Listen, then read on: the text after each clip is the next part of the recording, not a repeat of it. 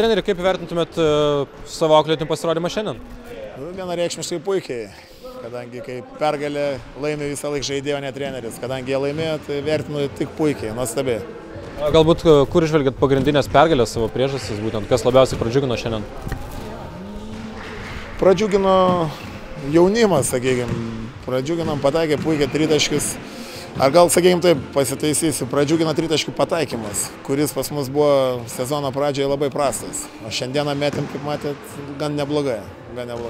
Vien per pirmas 10 minučių 7 pataikyti tritaškiai iš 10, kai taip gerai pradeda rungtynes, tai paskui turbūt norisi, kad ir tęstųsi viskas taip gerai.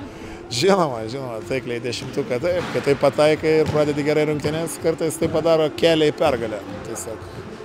Jeigu žiūrėtų į statistiką, šiandien 3 jūsų krepšininkai napelnė liūto dalį taškų, galima sakyti didžiąją taškų dalį, būtent ant jų pečių rėmėsi šiandien žaidimas? Šiandien taip, kadangi nebuvo keletą iš pagrindinės sudėties žaidėjų, tai šiandien nusprendėm liūto dalį patikėti jiems.